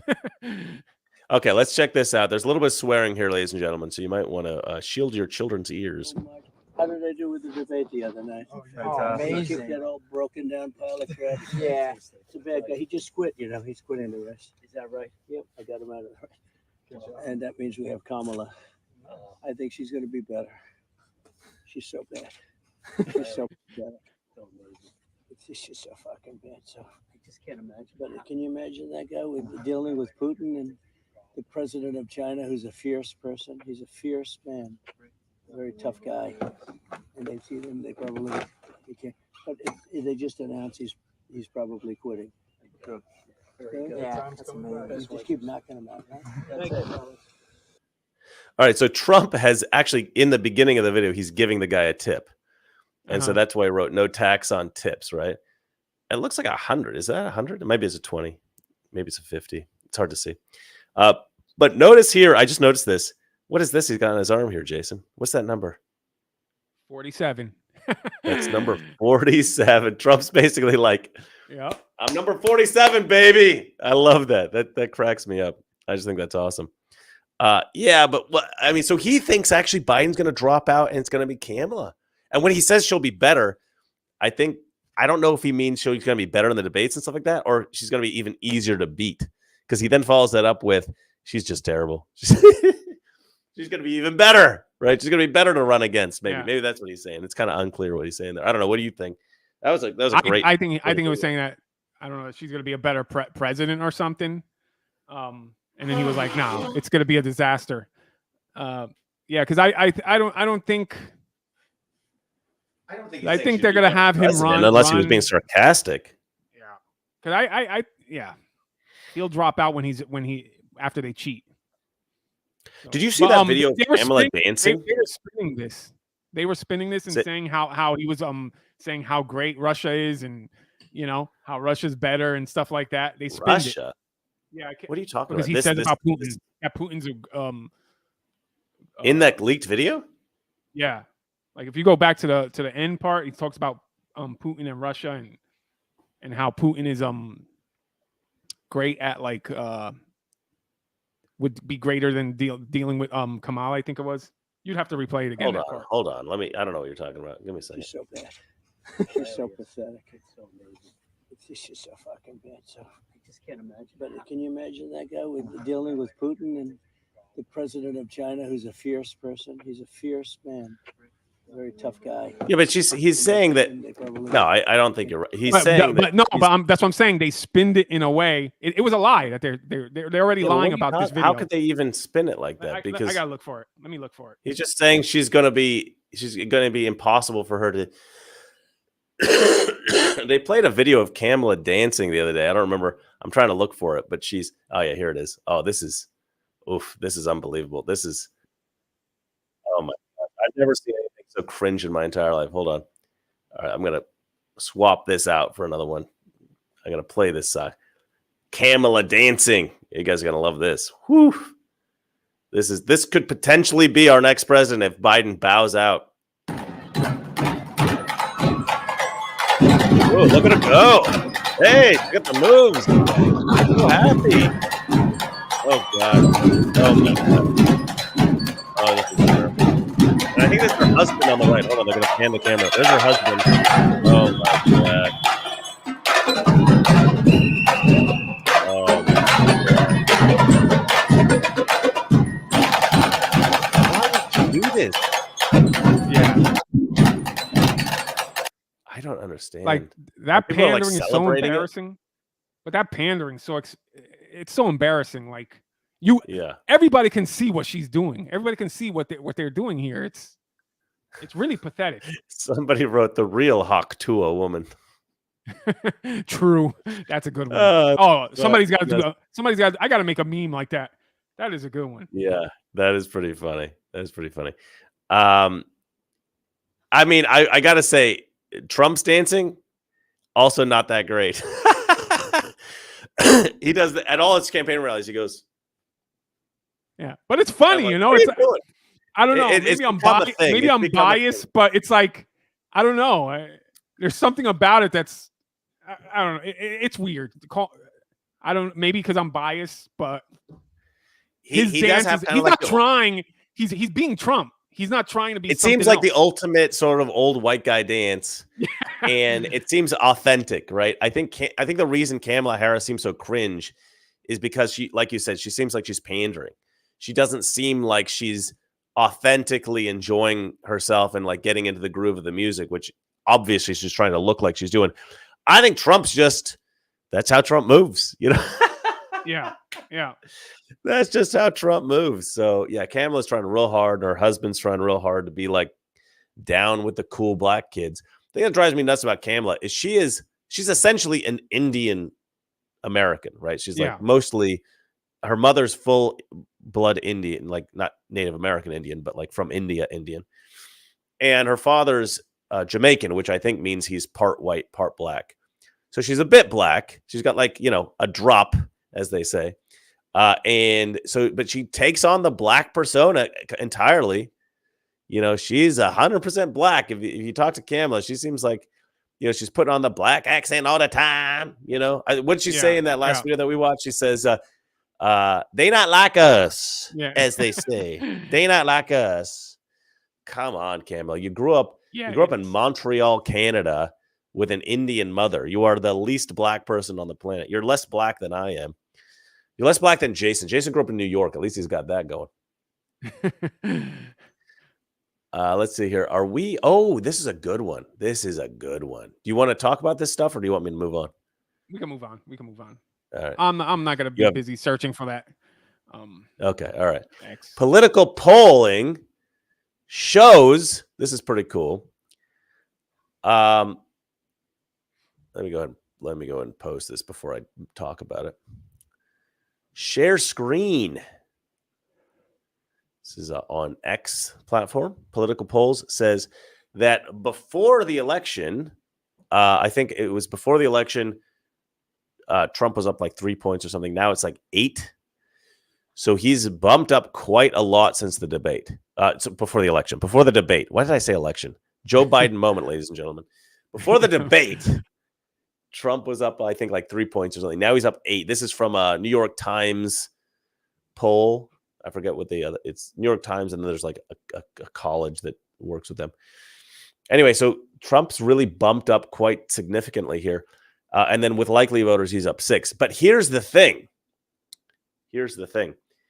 If you look at this polling, hold on. Let me see if I can. I actually had opened the. I guess I don't have it anymore, but I had opened the actual New York Times poll, which I no longer have for whatever reason. But what was great is I looked into how the how the polling tends to be skewed for presidential elections, and in 2016 and 2020, the polling was skewed between 3 and 5 points in favor of the Democrat. Incorrectly in favor of the Democrat. So polls do tend to overestimate, for whatever reason, the success of the Democrat, the favorability of the Democrat. So when it says that Trump's up 8 points, that means Trump may be up somewhere between 11 and 13 points over Biden. And that's pretty unbelievable. That's pretty unbelievable. Now that's just an estimate based on my, looking into the bias of these polls. But with likely voters, it might be up something like 10, 11, potentially, or 9 points up for likely voters. In either case, this does seem pretty insurmountable. You just don't typically find candidates that are with this kind of a difference, with this kind of a lead. This is pretty incredible. So I'm, as Justin Timberlake likes to say, ba-da-ba-ba-ba, I'm loving it. Jason, do you have anything to say about this polling? I'm not one for polls because I believe there's an agenda behind polls. But it's weird. It's like, what are they? It's weird that Trump is ahead so much, and are they really telling the truth to like? Is it like what do you call that? Like, are they trying to make these people get rid of Biden? Right. By Well, saying the it's truth? Possible. Yeah. Like, I think these polls are truth. I think it's truthful this time. Unlike remember when Hillary was running against him in 2016, the polls showed her leading everywhere. And it was a complete opposite. So I'm thinking this time they actually put out the real stats to show the Democrats, DNC, whatever, the puppet masters, that look how bad he's being beat, So so they could get rid of him. Yeah. I really think they want to get rid of Biden. Right. They're trying every possible way. The early debate, the polls. Yeah. These are a bunch of different polls that they have here that they posted, not just the New York Times poll, but a bunch of different polls. And I mean, it looks more or less like Donald Trump is absolutely crushing Joe Biden in every poll. I don't see a single poll here. Oh, in which Biden's ahead.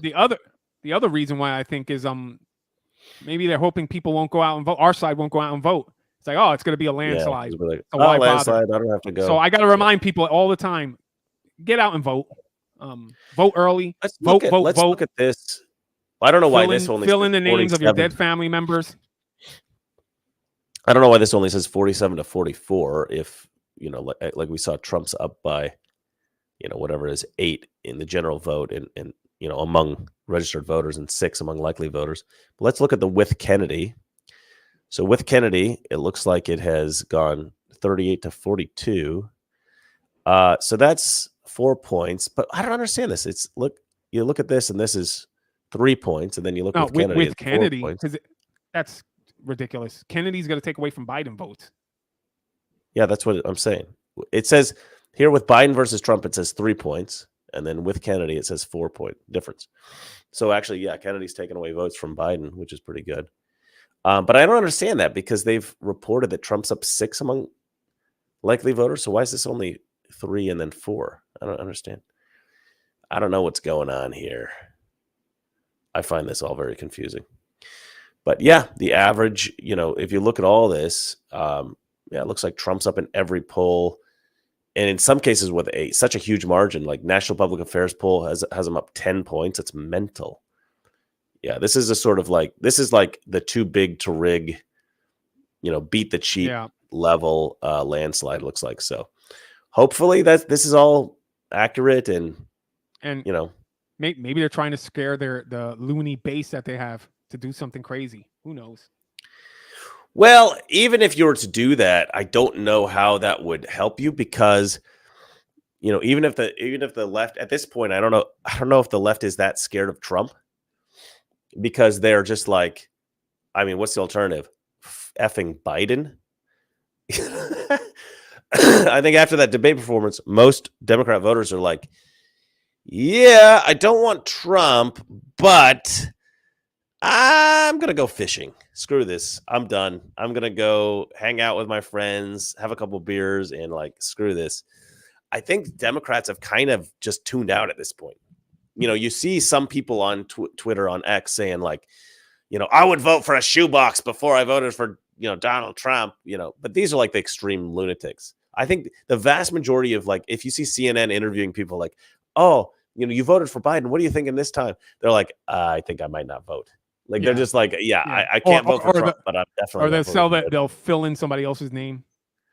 Something, yeah. There tends to be a lot of people who are just totally disengaged at this point. They're just I'm done. I can't deal with this anymore. This Joe Biden stuff is ridiculous. Yeah, they don't like him. Dame Frodo Lives has jumped in, and she has said, first time ever, I'm voting early versus same day. And that's kind of what we need to do. It's kind of funny. On principle, last time we were let's vote on the same day, because this sort of early voting is crap. But it kind of hurt us, I think. I mean, not that Biden actually won anyway, but I think if we want to beat the cheat, I do think that we have to do a little bit of early voting. We do have to do some ballot harvesting ourselves, just to make sure that they don't ballot harvest. We have to play by their rules this time around. We have to. And that's the way it is now. So, you have to play by their rules, or they're going to keep winning and stealing and doing whatever they do. So it's until we change the laws, because I believe the laws should be changed, and it should be same day. And the polls should be closed at a certain time, and that's it. Yeah, paper ballots, no computers machines in it. But until that day, we have to play by their rules, by their game. It's sad, it sucks, but not if you fight back the way they do. So that's why I said, vote early, get out and vote, fill in the names of your dead family members to vote for them. Vote early, vote often, as the Democrats like to say. Look, we're going to win, I think, hands down. The only question now is if we can stop the cheat. That's the big question. So I think we can do it. I'm an optimist, though. Jason, probably a little bit less optimistic, but I appreciate Dame Frodo Lives chiming in on that. All right. Do you want to leave it there? Do you want to say something else about a 4th of July Independence Day? Well, I'm so grateful to have been born in this country. It's the greatest country. We have so I've had a great life here. You know, there's so many other places that we could have been born that Yeah. we would have had a horrible existence. Yeah. So I'm really grateful, and you know, I'm praying every day that that doesn't go away, because our future generations, our kids, I want them to have that too. So yeah. When you travel, I would say when you travel outside of America, even to Europe, but in Europe there are some things that are, I think, are better than America, which people get mad at me for saying that. But No, I you agree know, with you. Yes. like the architecture, of course, like the architecture is astonishing in Europe. There are a few things that are better that I actually really love in Europe. But if you travel Well, like to Asia and stuff, we yeah, go had on. great architecture here. It's that these liberal lefties stopped that. Like in New York, growing up in New York, I was surrounded by great architecture, by awesomeness. Like, it sucks though. When we moved to Florida, to Miami, I was like, what is this Yeah. modern square box buildings and stuff? I was so used to like the amazing architecture that New York had. And yeah, you're right. New York, some parts of New York look really beautiful. I still don't think it's quite at the level of Europe, though. But Half Power Concrete and Semperfied Crawfish Company jumps in with $5. He says Obama won twice because lots of Republicans were at work and didn't or couldn't vote, including me. Yeah, for real. Because we That's work, why I vote Democrats early. sit at home, play video games, and yeah. Whenever you Look, have the chance, you got to go and vote.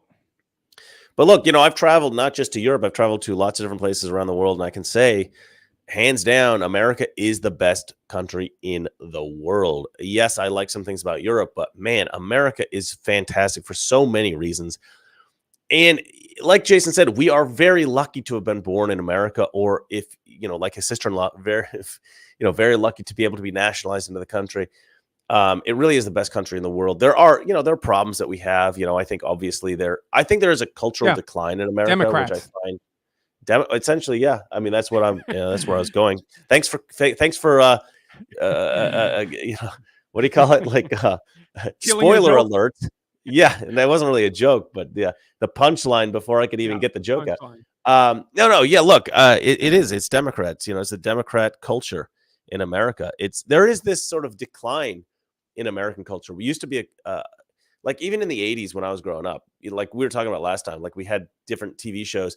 Somebody posted, I should have grabbed that for the show, but somebody posted like in the 1960s there was, or maybe it was the 70s. There was a bunch of stars that they brought in for a TV show, and they were singing like some kind of patriotic song, like I don't remember what the song was, but it was like they were all dressed up as like revolutionary heroes or the founding fathers or whatever it might be, and they were singing this very patriotic song. And they were all celebrities. They were all TV stars, actors. And it's like, could you imagine actors doing that today? Singing a patriotic song dressed as like the founding fathers? Like, you just wouldn't get that. You know, what they want to do is they want to go in and do an ad talking about how Donald Trump is going to destroy our democracy. Don't vote for him. He's an evil man. You know, celebrate the pedophiles. They're amazing. You know, this is what Hollywood does today. And it's such a shift, you know, such a shame. I feel like we need to get back to that kind of America that we used to have. And the 4th of July is one of those days that I think Americans really do get out in force and celebrate and become, you know, we become kind of the America that we should be. We should be 4th of July America every single day. That's what I think.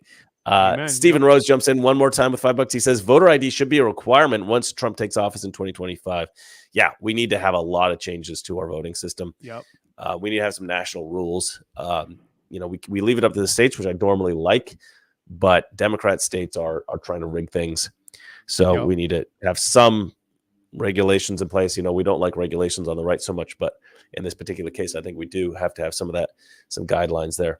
Man, I really hope we get like a super majority. I hope we get like so many senators. It needs to be a landslide, not just at the presidential level, but congressional level, the Senate, everything. Yeah, if we don't get a super majority, then it's going to be the same old, same old. It's going to be trying to, how do you say, against Trump, like just trying to ruin everything that Trump tries to do, pass, build. Yeah. As we get closer to the election, I think we all need to focus a little bit more on the down ballot candidates. Yeah. You know, the representatives, the senators. We need to figure out who we can get in, because we need to take back the Senate, and we need to like increase our majority in the House and hopefully get a new Senate majority, or get a new speaker. Hopefully, Yeah, get a new I want to comment on something on what Eric Wade said about Jason doesn't understand Florida, the architecture and all that. I do actually. I explain that to my wife all the time how Florida was practically built after post World War II, and a lot of the housing and a lot of the neighborhoods were built up to house the veterans. I do understand that, and I do know that, but I think most of the architecture is built for the hurricane thing, and it was most of Florida was built in like the 70s and 80s, and it's just ugly. I just think it's ugly. Yeah, I mean, like if you go to Europe, there are some, like if you go to like an Alpine village or something, like in Switzerland. I mean, come on, you don't get more beautiful than that. Or even if you go to like a quaint English village that hasn't been changed in 100 years. I mean, it looks like something out of Lord of the Rings. I mean, you know, the cobblestone streets, even in London. There's still some amazing places in London. Yeah, you know, we went to Spain, and we were in the like one of the medieval. It was a medieval town in Spain, and we walking the alleyways, and it was like the same exact way it was in the medieval times, and it's amazing. Like if you just the architecture from medieval times was amazing. It's incredible. And then I want to go to Estonia. Tallinn is supposed to have an amazing, like a medieval wall. A lot of their buildings are old medieval buildings, and I'd like to go to Tallinn. Although I think it's the highest percentage of atheists of any country in the world. That's a little bit annoying. But anyway, sorry. Go on. You're talking about Spain. No, I was just gonna say, like you look at the history book, because I was studying it before we went there, and you can. If you really read the stuff, you can see like how everything was built. You can see the towers that like certain families would build, and they're still there. It's amazing. That's what I love about Europe, like the history. The history, exactly. Yeah, it's amazing. We have an amazing history in America, but Europe, whew, yeah. I mean, that's our ancestry, isn't it? So we go back and we look at the history here. Like when I go to Virginia or I go to somewhere in the north, like visiting like the old cities, old towns. In New York, there's this area in Manhattan that's like, it's like the old colonial area, and it's amazing. It's so nice. Yeah. There's some amazing history, of course, but we have a relatively short history. If you go back a little bit further, it's a great. I mean, history, Europe goes back like forever. Yeah. You know, you can go back, you know, to like pre-Roman times, and we have some amazing history. What I always say about Germany, I said German history is really annoying because you have this. I mean, if you go back and you look at the history, there's some amazing events in German history, like some truly phenomenal things, like the man who essentially figured out how to fly. You know, we always cite the Wright brothers, but the guy who figured out the actual aerodynamics of the wing and how to fly and how to make gliders before the propelled flight of the Wright brothers, that guy was a German guy. And the man who invented the automobile was in Germany. You know, there's a lot of people, I think, in Britain and in different places that were trying to develop it, but we typically cite the German inventors for having really developed the best automobiles and steam engines and stuff like that at that time, and really developing the automobile and gasoline engines, obviously. But yeah, so German history is fantastic. And then if you go back even further, you know, get like the Battle of Teutoburg Forest. If you want to look at the Battle of Teutoburg Forest, absolutely astonishing story where German tribes actually defeated what was believed to be at the time an unstoppable Roman army.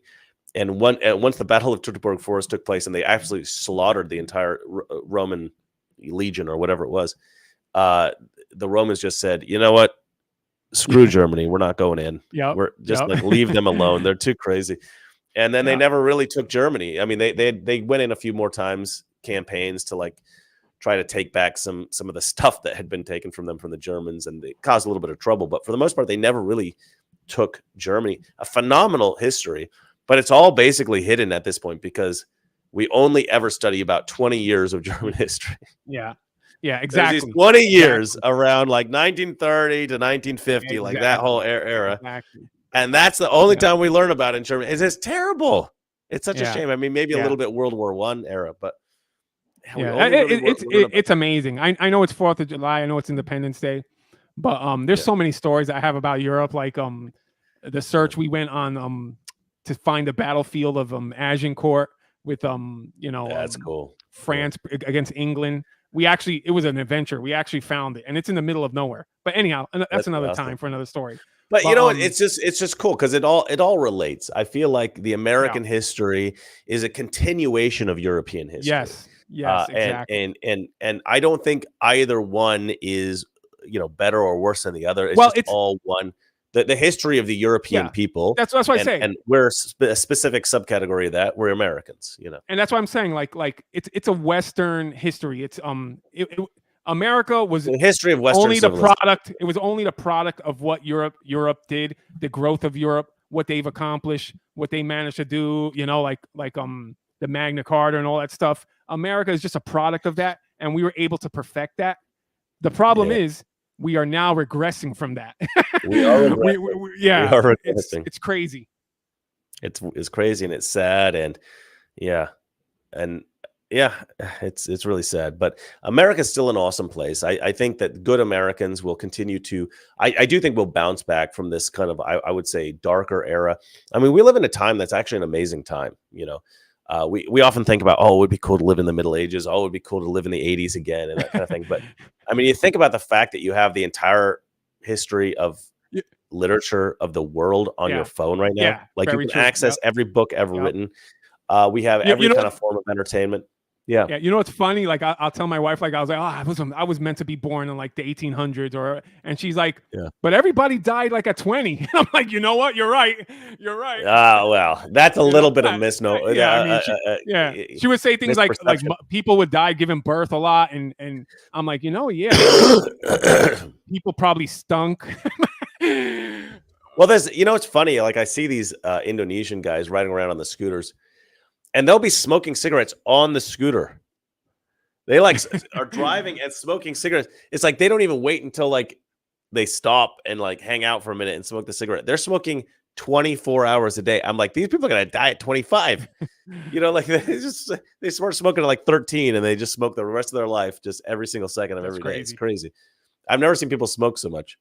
But yeah, no, like look. The whole world is actually kind of an amazing place. Go around the world, go everywhere, even Russia, even though they're, maybe Putin, people, he's a bad guy. He's attacking innocent civilians, whatever. And you go to Ukraine, you say, oh, the government there is corrupt as well. And, there's some corruption and there's corruption in our government, guys. Like there's corruption everywhere. We always need to be working to fight evil. I mean, that's the whole point of being a good person. But you go anywhere in the world, you experience new cultures, you meet new people, you meet different ways, find different ways of life. This world is an amazing, amazing place.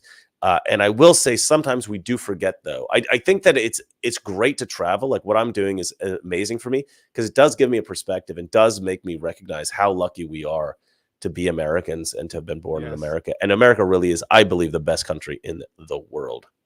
Yeah. And everybody wants to come here. Like there's a reason for that. Yeah. And there's a reason for that. Even when Joe Biden's ruining the country, people want to come. Yeah. Because it's that good. I mean, according to them, it's so horrible, so bad, so racist, so everything, yet they still want to come. So imagine. I love her answer. I love your sister-in-law's answer to my question, which I was like, so tell me about all the white people that were vicious and abused you because of your race and your immigrant status. And she's like, with white people, it was a very different experience. That was such a great answer. It was like perfect. So understated, but then she gave the details of that. And it was a beautiful thing. Anyway, thank you so much, by the way, Jason's sister-in-law, for being on the show. You're an amazing person. Welcome to the country again. And to everybody in the chat, happy 4th of July, happy Independence Day. Again, I say it has a lot more meaning today than it has in previous Independence Days. I feel like now we're looking at maybe there might be another Independence Day reason for an Independence Day celebration coming up. Depending on what happens in November. Depending on how people react to that. Hopefully not. Hopefully it's a simple transition of power from the, I would say, fraudulent Joe Biden to the, I would say, one of the best presidents we've ever had in our history, Donald Trump. I'm enthusiastic. I don't know. Are you feeling at all optimistic after the debate, Jason?